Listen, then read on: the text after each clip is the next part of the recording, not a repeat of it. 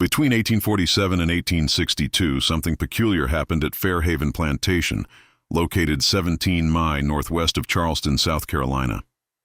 While the Underground Railroad operated throughout the South, helping thousands escape to freedom, records show that not a single enslaved woman from this particular estate ever attempted to flee. Not one. During the same period, 12 men from the property were documented as runaways in newspaper advertisements and county records. The Charleston Mercury published notices for their capture. Reward money was posted. But the women, they stayed, every single one of them. What makes this even more disturbing is what auction records reveal. Women sold from Fairhaven commanded prices 2 to 3 times higher than comparable sales elsewhere in South Carolina. Bills of sale described them with unusual language: superior breeding stock, proven bloodline, guaranteed fertility. Documents held in the Charleston Historical Society archives show systematic notations beside each woman's name. Numbers, dates, detailed physical descriptions that read more like livestock inventories than human records. For 15 years, this pattern continued uninterrupted until a physician from Philadelphia discovered what was hidden beneath the plantation's eastern tobacco barn, a secret that several of Charleston's most prominent families had paid handsomely to keep buried. Before we continue with the story of Fairhaven Plantation, if you're hearing this from anywhere in the United States, we'd love to know. Drop a comment telling us what state or city you're listening from. And if dark historical mysteries like this fascinate you, make sure to subscribe and hit that notification bell, because the truth we're about to uncover is something history tried very hard to forget. Now, let's discover what really happened in those fields outside Charleston. The discovery that would eventually expose Fairhaven came not from escaped slaves or abolitionist investigations, but from something far more mundane: a property dispute over inheritance in 1862. Fairhaven Plantation sprawled across 800 acres of prime low-country land, its fields producing Sea Island cotton that fetched premium prices in European markets.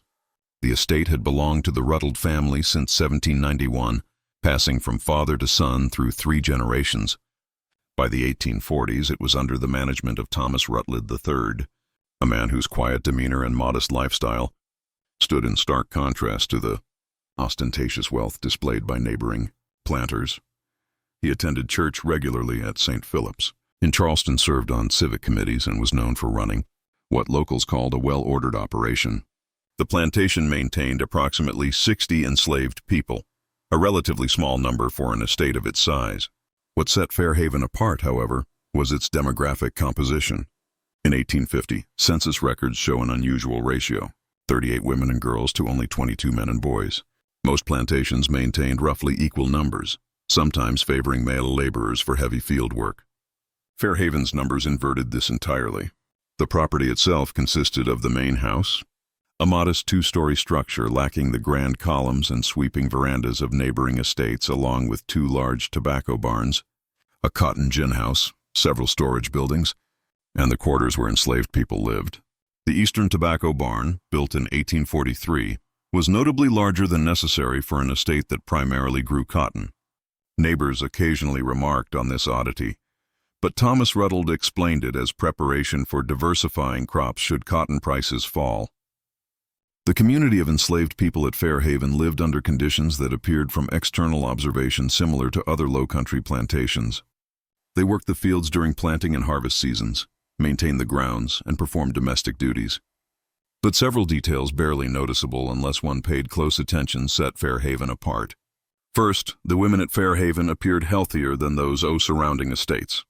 Visitors occasionally commented on this. Second, certain women seemed to work lighter duties than expected, remaining closer to the quarters rather than laboring in distant fields.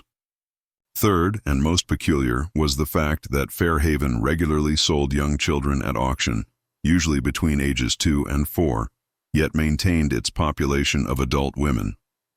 Most plantations kept families together when possible, if only to maintain stability and prevent unrest. Thomas Ruttles separated children from mothers, always on schedule, almost like clockwork. Dr. Samuel Brennan spotted this pattern soon after moving from Philadelphia to Charleston in 1858. Brennan came from a well-known Quaker family with abolitionist leanings. He kept those views to himself in Charleston, though. His medical practice catered to wealthy clients, and before long he was mingling with the city's elite. That gave him access to details most outsiders would miss. He first caught wind of Fairhaven's strange reputation at an estate sale in late 1859. He'd gone to observe, not to buy, but what he saw stuck with him. At the auction, they were selling several enslaved people. One was a young woman, probably 20, from Fairhaven Plantation. The auctioneer's pitch made Brennan uneasy, not just the usual inhuman language, but something else. It sounded like livestock breeding. 5 successful births, the man announced. Strong constitution. Fairhaven trained. The bidding shot up to $1,400, which was wild. Prime field hands usually went for $800, maybe $1,000. Women, especially those valued for domestic work or having children, sold for even less. But this woman, sold for her record as a mother, went for nearly double the going rate. Brennan watched as a buyer from Savannah sealed the deal. Later over drinks, Brennan quietly asked other doctors what they knew about Fairhaven. What he heard bothered him. Rutledge runs a specialized operation, one doctor said, swirling his brandy. Improves the stock, if you catch my drift. Keeps careful records. His women are guaranteed fertile, strong, rarely sick. He's been at it for years. Another physician chimed in. Prominent families invest in his plantation. They put in requests for certain traits and he delivers. When Brennan tried to get more details, the conversation slid away, but he'd heard enough. Something systematic was happening at Fairhaven, and Charleston's wealthiest families not only knew about it, they funded it. Over the next few months, Brennan dug deeper. He pored over auction records at the courthouse looking for patterns. Between 1847 and 1860, Fairhaven sold 47 children at auction, all between 2 and 5 years old. During those same years, they sold 19 women, always described with the same words: fertile, strong, healthy. The prices ranged from $1,200 to $2,600, way above the usual market. Another odd thing, Fairhaven almost never bought enslaved people at auction. Their numbers came from births on the plantation, only thinning out when people were sold. That was rare. Most plantations needed to buy labor to keep up, and they usually kept young children instead of selling them off so early. It all pointed to something Brennan had only read about in Northern abolitionist pamphlets: systematic breeding, treating people like livestock, using selective reproduction to improve the population. Sure, rumors about these practices floated around the South, but nobody talked about them openly, especially not with this level of organization and record-keeping. Brennan's medical background made him aware of the latest pseudoscientific ideas about heredity, ideas that would eventually feed into the eugenics movement, but were already being tossed around in certain academic circles. Some wealthy Southerners loved those theories. It gave them a justification for slavery and a way to make even more money. But it was one thing to know the theory, another to see it in action. Brennan knew he needed more than courthouse records. He needed to see Fairhaven for himself. His chance came in early 1862. The Civil War had thrown plantation life into chaos. Thomas Rutledge III died in October 1861, leaving the estate to his son James, who was off fighting for the Confederacy. The place was now run by an overseer, Harold Gaines, who didn't have the Rutledge family's connections or caution. Brennan learned that Gaines was quietly looking for buyers, trying to sell off some of Fairhaven's enslaved people to scrape together cash and keep the estate afloat while James was away. Rutledge's military service gave Brennan the opening he needed. He could finally make his move. He decided to visit Fairhaven, pretending to be a buyer, and told everyone he was working for a group of Mississippi planters looking for good breeding stock to rebuild their own plantations. He sent a letter to Gaines, said he was interested, and included references from Charleston merchants who vouched for his reputation. Gaines, who was hungry for business in the middle of the war, replied with an invitation to come look at Fairhaven's women. On March 14, 1862, Brennan rode out from Charleston, following the Ashley River Road toward Fairhaven Plantation. The day was gray and heavy, the air thick with early spring humidity like it always is in the low country. As he got near, he saw some fields planted with cotton, others just sitting empty. The main house looked well kept, but plain, not the grand mansion he'd expected from such a profitable place. Gaines met him at the door. He was in his 40s, rough around the edges, and handled business straight on. "You're interested in the breeding operation," he said, making it clear he already knew the score. "I can show you the stock, the records, everything. Mr. Rutledge kept meticulous documentation. You won't find better quality anywhere in the South. They walked out across the property toward the eastern tobacco barn. Brennan kept up the act, asking about productivity, health, and prices. Gaines answered every question without hesitation. He was used to these conversations. Mr. Rutledge started the program in '47, Gaines said as they walked. He studied agricultural improvements, read about cattle breeding, sheep, figured the same principles could work for producing better slaves, started with 6 young strong women, tracked every birth, kept records of which pairings gave the best results. The way Gaines talked about this, like he was discussing crop rotation or cattle, made Brennan's stomach twist. He forced himself to stay calm. They reached the tobacco barn, a big building with weathered siding and a steep roof. Gaines pulled out a key and opened the main door. Inside, it looked like any other tobacco barn, racks for drying leaves, sorting tables. But Gaines led him to a door in the back, this one with a heavy lock. "The program operates here," Gaines said, unlocking it. Most people never see this. Mr. Rutledge only trusted a few clients. Beyond the door, wooden stairs led down into darkness. Gaines lit a lantern and headed below. Brennan followed, heart pounding. Basements were rare in the low country because the water table was so high, but here was one anyway. At the bottom, another door opened into a hidden space. As soon as Brennan stepped in, the truth hit him hard. Now he understood why no woman had ever escaped Fairhaven. The basement stretched out under the whole east side of the barn, about 40 feet long, 20 wide. The space was divided into small cells, each about 6 feet square with wooden walls and barred doors. 6 out of 8 cells were occupied. In each, a woman sat or lay on a narrow bed with a thin mattress. The air was thick with dampness, sweat, and the smell of confinement. A few pipes stuck up through the barn floor overhead, letting in a little air. But what really struck Brennan wasn't the cells or the smell. Jails and makeshift prisons weren't unusual in the South. What made this place different was the order, almost scientific. Along one wall, a table held stacks of leather-bound ledgers. Above it, a chart listed each woman's name, age, and a string of numbers and dates.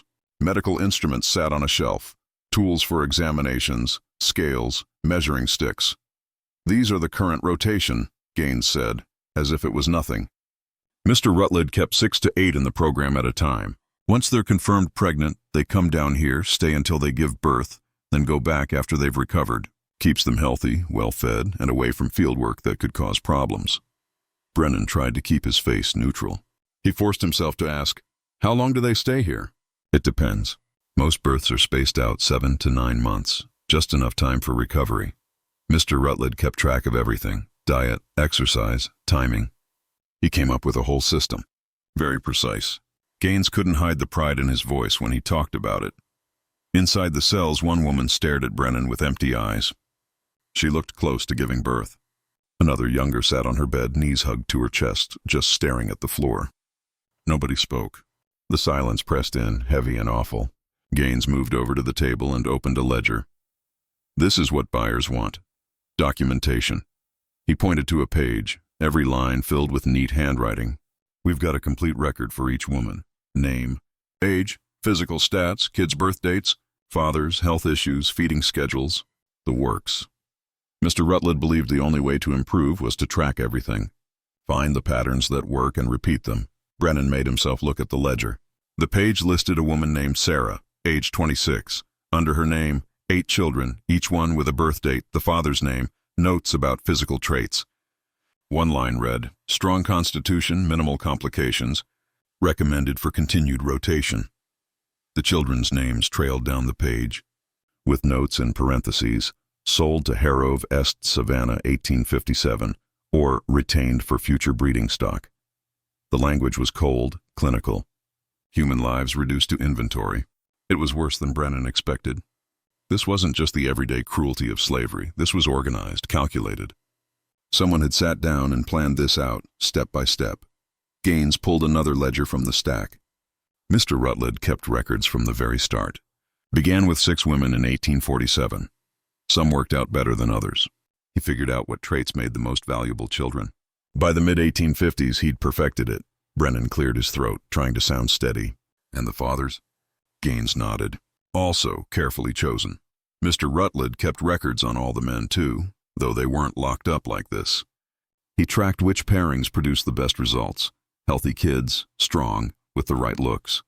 Sometimes he'd buy men from other plantations if they had what he wanted. Some men knew what was going on, some didn't. Mr. Rutledge managed all that. Sometimes things happened naturally. Other times he made sure they did. Whatever got the best results. Gaines talked about it like it was horse breeding. Brennan walked past the cells, his medical eye picking up the details. Stale air. Barely any space to move, the toll of being locked up for months. Several women were far along in pregnancy. One looked barely 17. "What happens after they give birth?" he asked. "They stay here 2 weeks, nurse the baby. Then the child goes to the nursery, and the mother returns to light field work until she's pregnant again. Usually takes 3 or 4 months, then she's back in here." Gaines shrugged. "The children?" "Sold at age 2 to 4, old enough to wean, young enough to adapt to new owners. Mr. Rutledge found that was best. Gets the highest prices, keeps up the program's reputation. Some buyers place orders years ahead for kids from certain bloodlines." The word bloodlines made Brennan's jaw clench. "How many children has this program produced?" he asked. Gaines checked the ledger. "From 1847 to now, 15 years. 63 live births sold at auction. Right now there are 4 infants in the nursery waiting to be sold, and 6 women in the program." He gestured at the pregnant women. "All healthy, all with documented lineage. Guaranteed breeding stock." Brennan forced himself to keep asking, to play the part. "What do these women sell for?" "The highest price we got was $2,600. A Georgia plantation bought her in 1859. That was Ruth." Gaines pointed to a cell. "She's still here. 8 successful births, never a problem. But Mr. Rutledge prefers to keep the best ones here. Makes more money using them for more children than selling them once. And honestly, this whole operation stood alone." To Fairhaven. Gaines just shrugged. Mr. Rutledge came up with the idea on his own, but he wasn't alone. "I know at least 3 other estates in South Carolina running the same sort of program, and there are more in Georgia and Mississippi. There's a whole network of buyers looking for scientifically bred stock." Rutledge just took it further than anyone else. That realization hit Brennan hard. This wasn't some madman's pet project. This was a system, a network with buyers, investors, people backing it from the shadows. Gaines hesitated for the first time. "That's confidential," he said when Brennan asked about the investors. "Mr. Rutledge worked with several prominent families who like to keep things quiet. They gave him money, he gave them returns. Just business." Brennan let it go. No point in pushing and raising suspicion. He'd seen enough. More than enough. Now he had to figure out what to do with what he knew. They spent another half hour underground. Gaines showed Brennan the feeding schedules, exercise routines, medical protocols, everything Rutledge had put in place over the years. It was all written down, organized, the result of years of practice. Rutledge had even written to agricultural scientists at South Carolina College, asking for advice on breeding theory, never mentioning what he really meant. Of course, when they finally climbed back up the stairs into the tobacco barn, the sunlight outside felt harsh, almost blinding. Brennan squinted, letting his eyes adjust.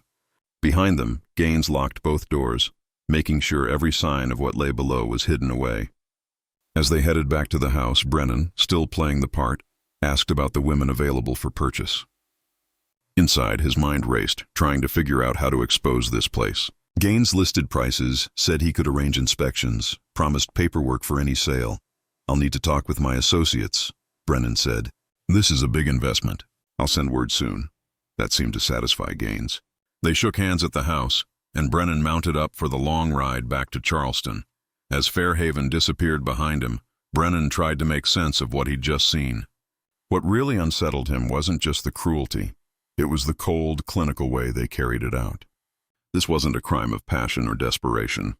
It was methodical, calculated, honed over 15 years, with careful notes and constant adjustments. Rutledge treated human breeding like crop improvement. He used scientific methods to boost profits, and by any business measure, he'd succeeded. The financial records would show it. The profits, the reputation, the network of investors and buyers. Rutledge's system worked exactly as he meant it to. That night, back in Charleston, Brennan wrote down everything he'd seen. He drew the layout of the underground cell, listed the names from the ledgers, copied down Gaines's words. anything he could remember while it was still fresh. But writing it all down wouldn't be enough. Slavery was legal. Breeding programs like Rutledge's weren't talked about in polite company, but they broke no laws. Agricultural journals even published articles about systematic slave breeding, calling it a management innovation. What Brennan saw was horrifying, inhumane, impossible to defend. But it wasn't illegal, not in the South. He could send the information to abolitionist contacts up north, but in March 1862, with the war raging, stories like this barely made a dent. The Union Army cared about battles, not the details of a single plantation. Northern papers printed stories like this all the time. It would be just one more in a long list. Brennan realized the only way to really shut down Fairhaven's operation was to document it so thoroughly that nobody could deny it. Not after the war. Not after slavery ended. People needed to know this happened, that it was accepted, that powerful families were involved, that people called it business. In the weeks that followed, Brennan went back to Fairhaven several times, still posing as a buyer. Gaines, hungry for a sale in the chaos of wartime, welcomed him back. Brennan welcomed these visits. Each time he pieced together more of the story, names from the ledgers, details about the buyers, even which investors had bankrolled the whole thing. He learned just how methodical Thomas Rutledge had been. The system included medical exams, calculated meal plans, scheduled exercise, and meticulous records. Every part of each woman's reproductive history was tracked. Rutledge had reached out to physicians in Charleston and Columbia, looking for advice on fertility and ways to prevent problems. Some of those doctors had even come to Fairhaven, examined the women, and given their recommendations. Brennan realized the network was bigger than he'd guessed. Several wealthy Charleston families had sunk money into Fairhaven, getting access to the children in return. Crawford, a shipping merchant, had paid for the underground cells in 1852. Haywood, a banker, bought men with the traits Rutledge wanted. Sinclair, who owned rice fields, supplied medical gear. These weren't distant, faceless investors. They were men Brennan knew. He'd seen them at dinner parties, their wives in the same pews at church, their children on the same swings. They'd put money into human breeding just like they invested in cotton or railroads. One day in April 1862, Brennan got a rare chance to speak with one of the women while Gaines wasn't looking. She was Sarah, the same name he'd seen in the ledger. She was 31 and had given birth to 8 children in the program. She hadn't been allowed to keep any of them past age 2. "Why don't you run?" Brennan asked her quietly. He'd wondered about this from the start. The men ran. Why not the women? Sarah just looked at him, her eyes tired and flat. "Where would we go?" she said. "They tell us if we run, our babies die. And they mean it. They've done it. First year, a woman named Rebecca ran. When they brought her back, her baby was gone. Mr. Rutledge called us all together, made sure we understood. You run, your child dies. Every woman here has children somewhere, sold off to plantations all over the South. We don't know where, but we're told if we cause trouble, if we try to run, word goes out. Our children suffer, so we don't run. We stay, we survive. We hope maybe someday we'll see our children again." The real prison wasn't just the cells underground. It was the way they used the children as hostages. The women stayed, not because they couldn't imagine escaping, but because running meant risking their children's lives. Before Brennan could say anything else, Gaines returned and the moment slipped away. But Sarah's words stuck with him. We stay, we survive, we hope. By late spring 1862, Brennan had collected a mountain of evidence about Fairhaven. Diagrams, copied ledgers, names of investors and buyers, information on other operations, and Sarah's own testimony. He'd also identified several Charleston physicians who had advised Rutledge over the years. Now he had to decide what to do with it. The war was heating up. Union forces had taken Port Royal the previous November, and it was only a matter of time before Charleston came under pressure. Brennan knew chaos might sweep through the Low Country, destroying evidence or scattering everyone involved. He made a plan. He'd put everything into a detailed report, seal it with notarized statements from reliable witnesses, and leave copies with trusted contacts in both Charleston and Philadelphia. However the war ended, the record would survive. The people behind Fairhaven could be named. The whole operation could be exposed as fact, not just rumor. Through the summer of 1862, Brennan worked on his report while still keeping up the appearance of an interested buyer and tending to his medical practice. He made his last visit to Fairhaven in August, telling Gaines he'd decided not to buy because of the uncertainties of war. Uncertainty hung over everything. Gaines looked disappointed, but he got it. Everyone was abandoning business deals as the war dragged on, and nobody knew which way things would turn.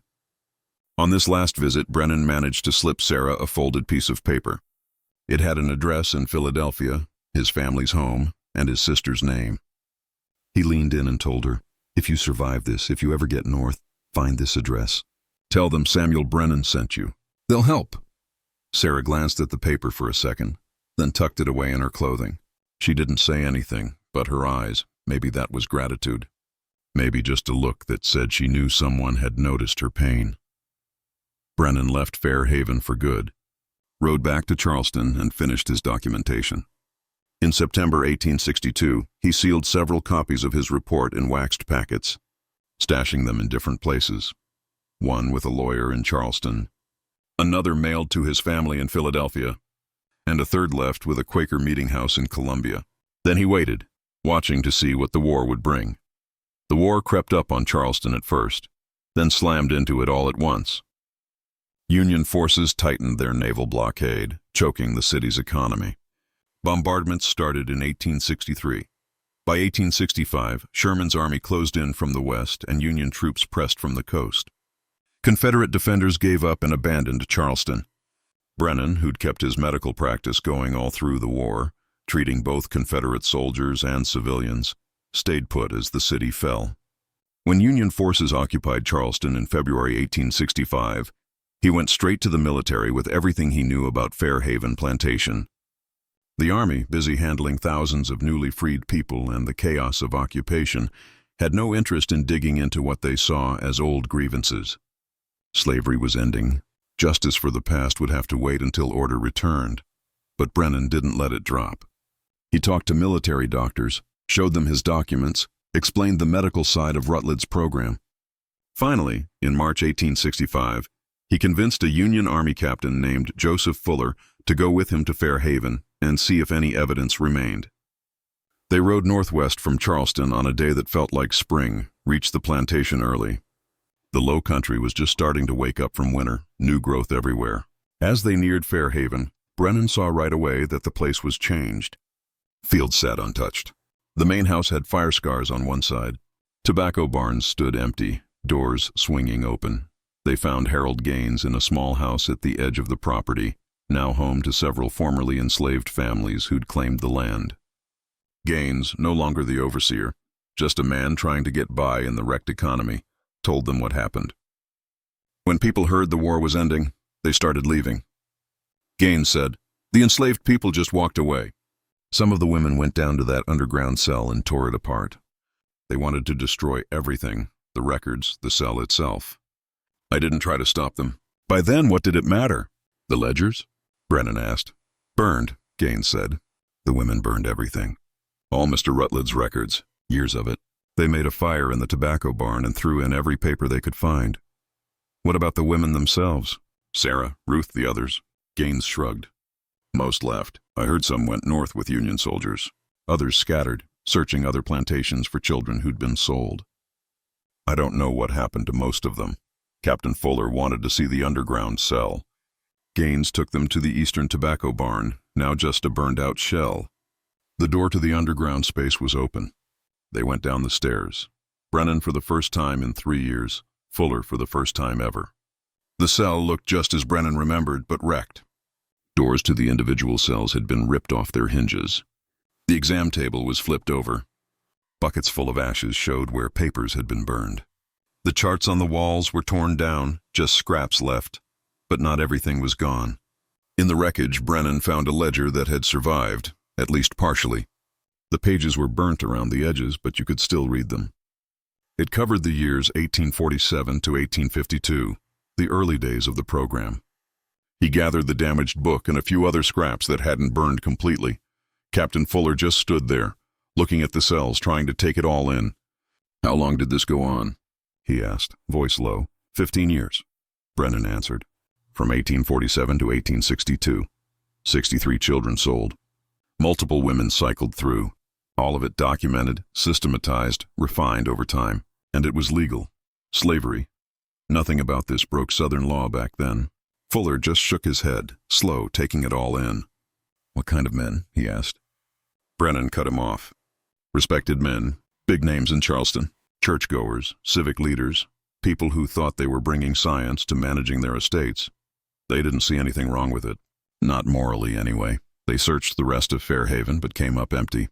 The formerly enslaved folks living there now told them most of the women from the breeding program had left as soon as they could after emancipation. Some went north. Others headed for Georgia or Alabama, hoping to find children sold away years before. An older woman who'd worked in the main house remembered Sarah. She said Sarah left in late February, right when word came that Sherman's army was on the way. She was going to look for her children, she said. Had an address tucked away, a scrap of paper she'd hidden for years. "I saw her write down all her children's names before she left," the woman said. 8 names, their ages, where they'd been sold. She was determined to find every single one. Brennan asked if she knew where Sarah went first. "Georgia, I think. That's where 2 of her babies ended up." He felt a strange relief, knowing Sarah had kept the address he gave her, survived long enough to walk free, and was out there searching for her children. Would she find them? Would they even recognize each other after so many years? Would any reunion be possible? No one could answer that. Captain Fuller filed his report with the Army, laying out everything about Fairhaven's breeding program. Brennan's testimony from 3 years ago, the underground cell, all of it. The report got added to the Union's growing pile of records about slavery's cruelties, part of their huge effort to document the system they'd torn down. But no one went to jail. James Rutledge, son of Thomas Rutledge III, had died at Gettysburg. The overseer, Harold Gaines, wasn't held responsible. He was just following orders. The wealthy investors, Crawford, Haywood, Sinclair, and the rest, were tangled up in Reconstruction politics, and the Army decided chasing them would only make things worse. Brennan pushed for justice, but Union officials shut him down. Their focus was rebuilding the country, not punishing crimes that, under Southern law, hadn't been crimes at all. "We ended slavery. That's the justice there is," one colonel told him. Brennan knew it wasn't enough, but that's all they were willing to give. He stayed in Charleston through 1865 and into early 1866, helping care for newly freed people and documenting what he'd learned about Fairhaven and places like it.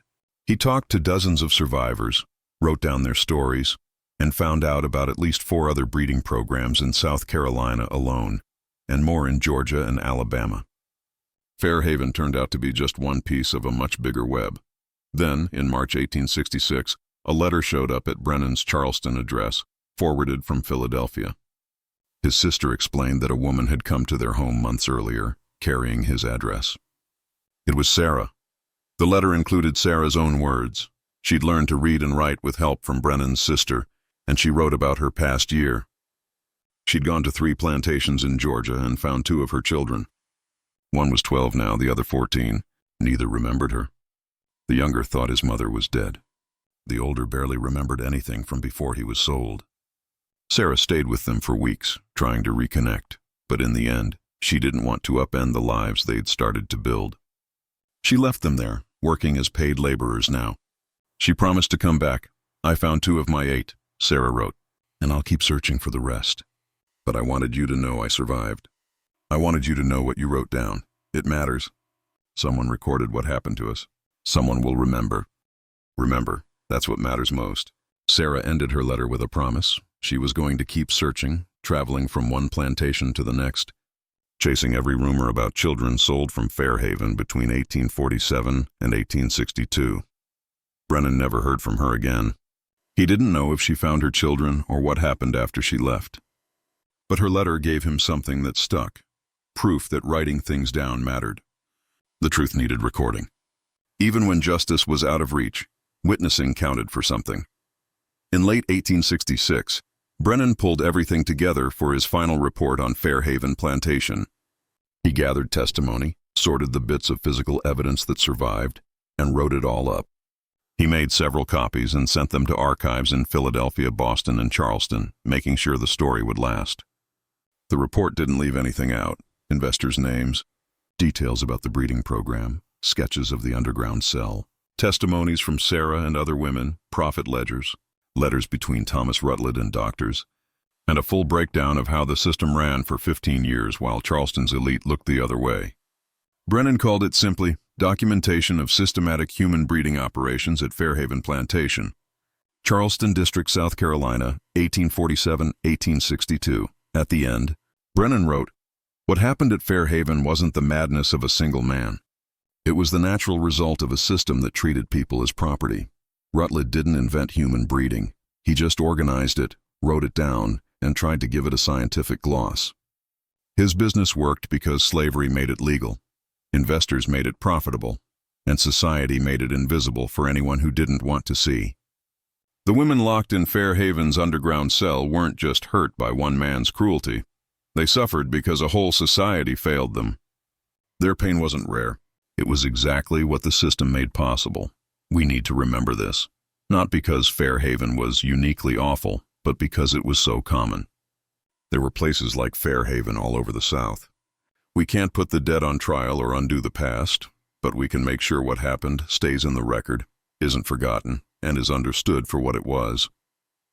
We have to face the comfortable lies about benevolent slavery with the facts from places like Fairhaven. And we can honor the women who survived by refusing to let their stories be erased or softened. They stayed when running was impossible. They endured because there was no other choice.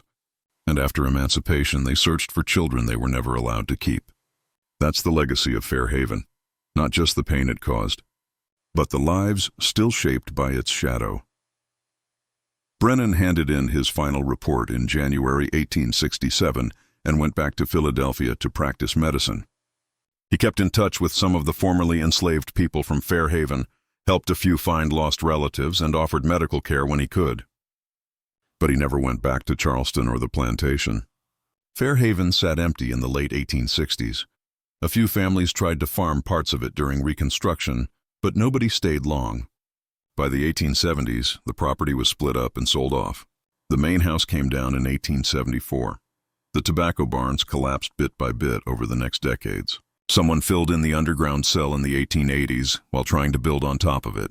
Workers found bits and pieces of the old cells, but most of it was destroyed or buried. By 1890, there was nothing left on the surface to show what had happened there.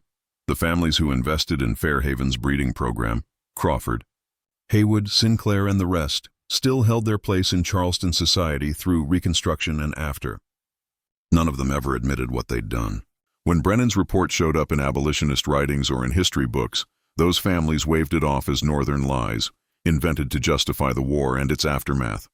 In 1873, James Crawford's son even wrote a letter to the Charleston newspaper, defending his father's name and denying anything ever happened at all. Activities Brennan had tracked over the years. The letter called these accusations nothing but bitter lies, stories made up by people desperate to excuse their invasion of our homeland. There was no such program, the letter insisted. My father, it said, was a merchant with a spotless reputation, a man who lived with honor. Other families echoed these denials. Without the original ledgers, destroyed by the women forced to endure the program, and with Thomas Rutledge dead, nobody could prove anything for certain. Brennan's records were thorough, but anyone who wanted to dismiss them could just say he was an abolitionist doctor with an axe to grind. After emancipation, the people who'd been enslaved at Fairhaven scattered. Most disappeared into the immense crowd of freed people, each trying to carve out a new life. Some, like Sarah, stayed in touch with Northern allies, but most kept their eyes on the future, not the past. Brennan had no way of knowing, right after the war, that some of the children sold from Fairhaven carried memories that would come back to them years down the line. In 1889, a woman named Clara Hayward, living in Atlanta, working as a seamstress, wrote a letter to the Freedmen's Bureau. She wanted answers about her birth, which she believed happened on a plantation near Charleston. She remembered being separated from her mother around age 3. A man had looked at her teeth, measured her height, then put her in a wagon. The Bureau sent her letter out to contacts in Charleston. Eventually it reached a church group gathering stories from former slaves. Someone there had heard of Brennan's work. They sent Clara a piece of his report and the last scraps of the ledgers he'd managed to keep. Clara's reply, which ended up in the church archives, revealed something Brennan hadn't really thought about. The children from Fairhaven, grown now, were starting to look for their roots. I always knew something was different about how I was sold, Clara wrote. The plantation where I grew up, the owners used to say I was from quality stock, that they bought me for breeding. I never knew what that meant until I read Dr. Brennan's report. Now I understand. I was a product of that program. My mother's name was Ruth, according to what you sent me. She gave birth to me in 1856. I've gone my whole life not knowing her. And now I learned she was kept underground, that I was taken from her on purpose, part of a business deal. Clara's letter went on with a request that would come to dominate Brennan's final years. She wanted to know if anyone knew what happened to Ruth. Had she survived the war? Was there any hope of finding her? By this time, Brennan was in his 60s and mostly retired, but he threw himself into Clara's search with the urgency of someone who knew this might be his last chance to bring peace to someone. He wrote to every Freedmen's Bureau office he could, South Carolina, Georgia, Alabama, asking about Ruth, a woman around 50, once enslaved at Fairhaven. He reached out to church groups, charities, and black community leaders who helped families find each other after the war. The search dragged on for almost 2 years. Brennan got dozens of replies. Plenty told him about women named Ruth, but none matched the details from Fairhaven's battered records. He realized Ruth was a common name. Thousands of mothers had been separated from their children. The odds of tracking down one woman after the chaos of the war were almost nothing. But in March 1891, 3 months before Brennan died, a letter arrived from a minister in Mobile, Alabama. He'd heard about the search through black church networks. He wrote that an elderly woman named Ruth had been part of his congregation for years.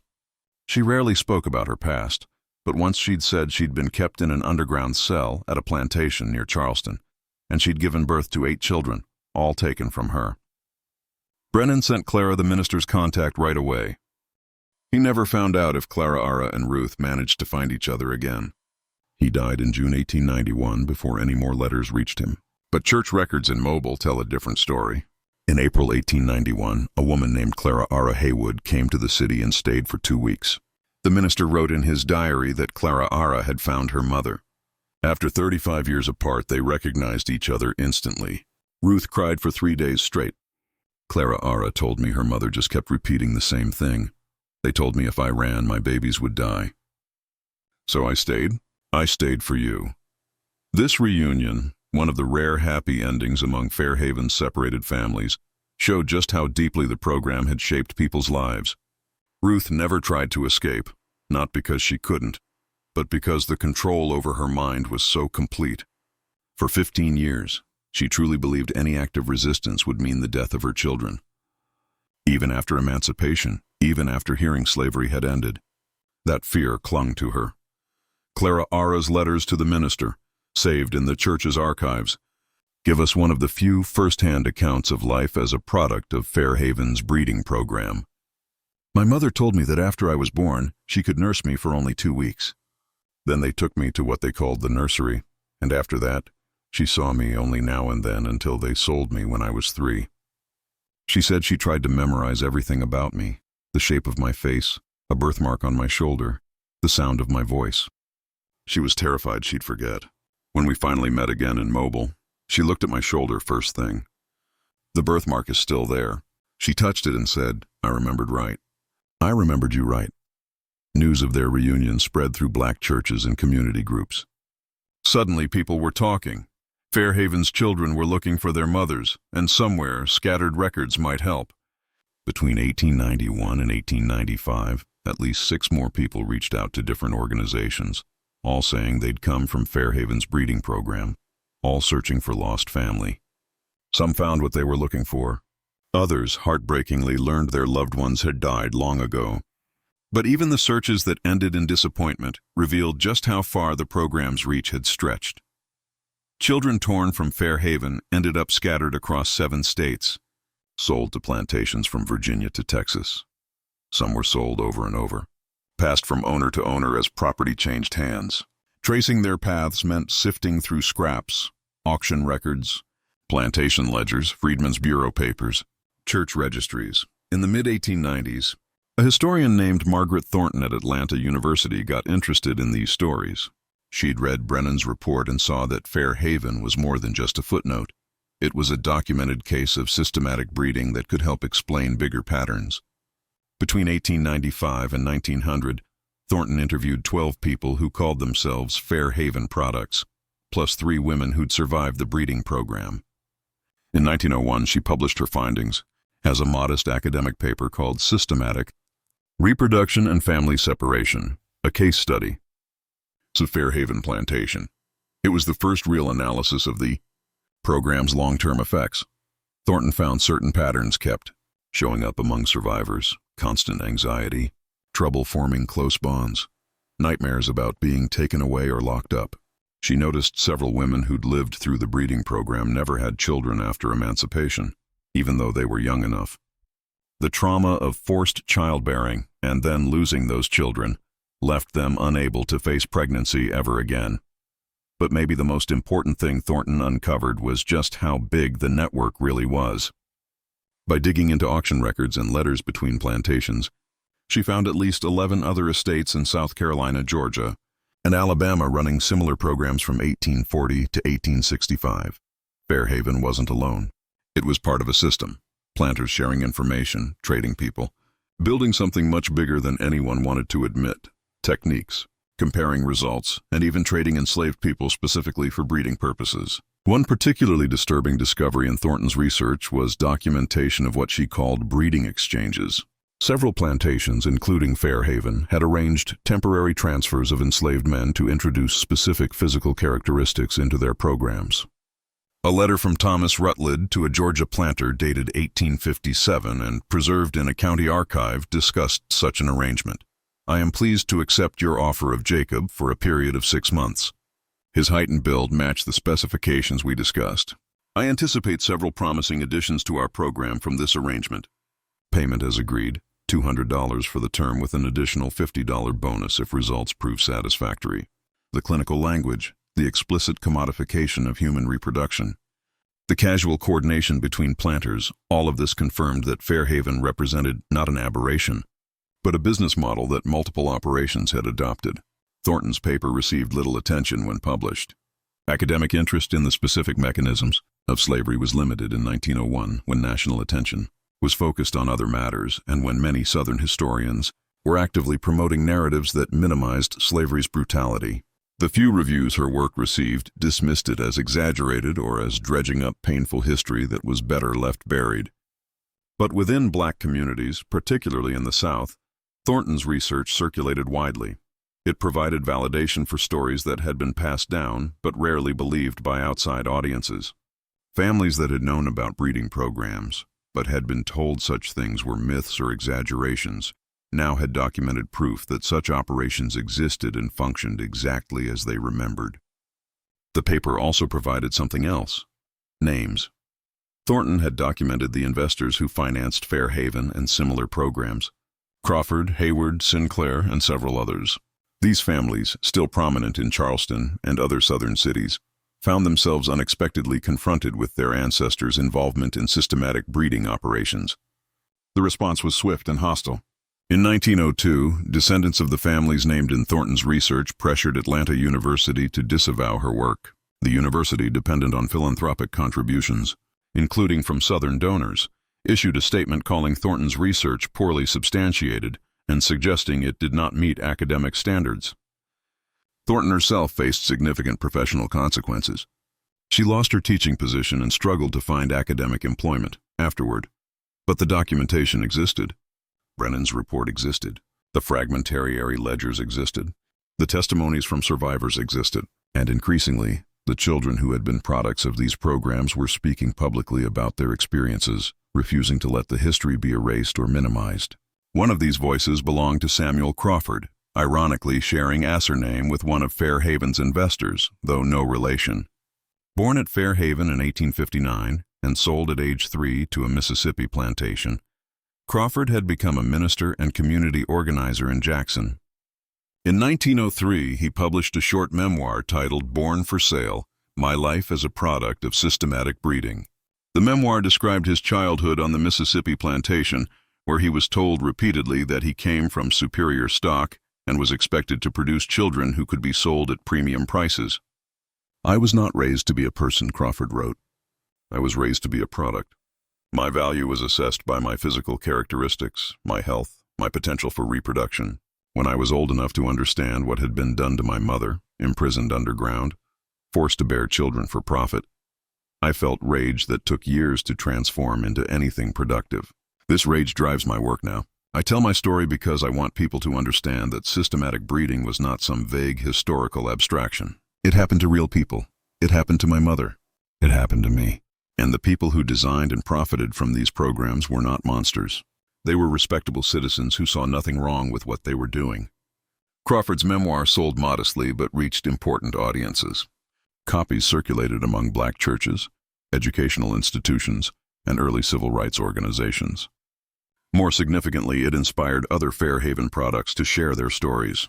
Between 1903 and 1910, at least 8 published accounts appeared. Some of these accounts came as short newspaper articles. Others appeared in memoirs, stories from people who, as children, were sold out of Fairhaven or similar breeding programs. The same themes showed up again and again. There's the lifelong confusion about where you come from, the shock of learning you were the result of a cold, systematic plan, the pain of not knowing where your family is or if you'll ever see them again, and always the anger, seeing the families who ran these programs and made money off them walk away untouched, still rich, still respected, while their victims and descendants carried the scars. Writers pointed out the bitter truth. The families who got wealthy from these breeding programs kept their status and their money. The people who suffered were left with trauma that never really went away. By 1910, there was so much evidence that nobody could brush off Fairhaven's breeding program as just abolitionist rumors or exaggeration. The facts lined up across different sources. A hidden cell, a breeding operation that lasted 15 years, detailed record-keeping, big-name Charleston families involved, 63 children sold, and a network of similar places scattered across the South. But even after all this came out, nothing happened. No one went to court. No one officially admitted what happened. Institutions stayed silent. The families who'd invested in the program denied everything or claimed their ancestors had been fooled. Southern historical societies ignored the evidence, sometimes even tried to bury it. Across the country, hardly anyone wanted to face just how slavery really worked. By 1910, though, there was a growing archive. Testimony from survivors like Ruth and Sarah, from children born in the program like Clara and Samuel Crawford, from investigators like Brennan and Thornton. This archive didn't just list the facts. It explained why Fairhaven happened, how it worked, who gained from it, and what it did to the people trapped in it. It also told another story, resistance. When the women destroyed Fairhaven's records in 1865, they weren't just trying to hide evidence. They wanted to take back their own stories, smash the ledgers that treated them and their children like livestock. They were saying, we're not just numbers in someone else's system. And yet, here's the hard part. Because some records survived, later generations managed to find each other again. Families reunited, stories were validated. Destroying everything would have wiped out the chance for that. So there's this tension. On one hand, you want to erase every trace, take back power. On the other, you need evidence for justice, for truth. You see this struggle in Ruth's final letter to Clara, written in 1897, 6 years after they'd reunited. Ruth was living in Mobile then, her health failing, knowing she didn't have much time left. I'm glad Dr. Brennan kept a record, she wrote. Without those scraps, you never would have found me. But I also understand why we set fire to everything we could. We wanted to take something from them, the way they took everything from us. I still feel both ways. I'm grateful the evidence exists. I'm grateful we destroyed what we could. Both can be true. Ruth died in 1899, around 70 years old. 15 years trapped in Fairhaven's breeding program. 22 years searching for her children.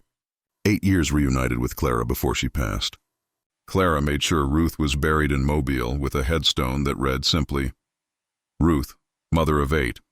She stayed because she had no choice. The women who lived through Fairhaven's breeding program didn't leave behind their own written stories. We only know their names from records kept by their oppressors, ledgers, sales slips, Brennan's reports. Their voices, their thoughts, their side of things, nobody recorded those, and now we can't get them back. But the records that did survive tell us this. Fairhaven Plantation ran a systematic human breeding operation from 1847 to 1862. It was funded by prominent Charleston families. At least 63 children were born into that program and sold at auction. The women didn't run because they were told their children would be killed if they tried. When Union forces took Charleston, the women locked in that underground cell destroyed every record they could get their hands on. At least one of them, Sarah, made it out to freedom and spent years searching for her children. 8 children taken from her. That's what happened. And we know about it because Samuel Brennan, a doctor from Philadelphia, wrote down exactly what he saw because, to him, telling the truth mattered, even when justice was out of reach. The underground cell beneath Fairhaven's tobacco barn is gone. The plantation itself, gone too. The land's been parceled out, covered by new buildings. There's no sign, no marker, nothing to show where that breeding program once operated. No memorial for the women who were locked up there. All that's left sits in archives. The fragments of Brennan's report. The ledgers he managed to save before they vanished for good. This is Fairhaven Plantation, 1847 to 1862. It's not rumor. It's not legend. It's fact, documented, ugly, and real. A system that treated human beings like livestock. Bureaucrats separated mothers from their children with cold efficiency, and the operation ran out in the open, backed by Charleston's most powerful families. The women who survived.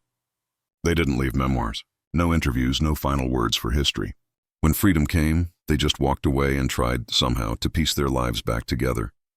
A few found their children. Most didn't. But all of them carried the weight of what had been done and what they'd lost. That burden didn't disappear with emancipation. It stretched on, passing from one generation to the next. Kids growing up without mothers, mothers searching for decades, families never whole again. All those hidden scars running deep through people and communities. That's what systematic human breeding looked like. This is what planters meant when they talked about improving stock or scientific management. It wasn't just talk. It meant real women kept underground, separated from their babies, threatened and manipulated, treated like machines in a business that ran 15 years straight, because the law and society said it was fine, and Fairhaven wasn't the only one. It's just one we know about for sure. How many other plantations did the same? How many women suffered like this? How many children were sold, scattered, turned into numbers in a ledger? Most records are gone, burned, lost, never even written. What happened at Fairhaven got documented because Brennan cared enough to write it down. So here we are, left with this one story. These women, their names only showing up in the records of their oppressors. For 15 years, something horrible ran unchecked in the low country outside Charleston. When it finally ended, the women burned every piece of evidence they could find. They didn't want anyone to remember, except for the bits Brennan managed to save. That's what we have. Testimony that someone saw, someone wrote down, someone refused to let disappear. And now you know it too. You know Fairhaven existed. You know what happened there. You know that no woman ever ran away, and you know why. You know dozens of kids wound up sold at auction, torn from their mothers, scattered all across the South. You know the richest families backed this, made money from it. And when the women finally got free, they searched for their children, not always finding them. One woman spent years looking. Most simply vanished from history, their stories never told, their pain theirs alone. This is what documentation gives us. Not justice. There was never justice for Fairhaven's victims. Not restoration. What was stolen can't be returned. Just the record that it happened. Just the stubborn insistence that we remember instead of forgetting. Samuel Brennan believed that writing it down mattered. Sarah, one of the women, believed that having her suffering recorded mattered too. Maybe they were right. Maybe knowing the truth, even when we can't fix the past, matters more than living in comfortable ignorance. So what do you think? Does knowing this change the way you see the society that allowed it? Let us know. And if you think stories like these deserve to be told, stick around. Subscribe, share, and help keep this history alive. Thanks for listening to Something Hard. See you next time.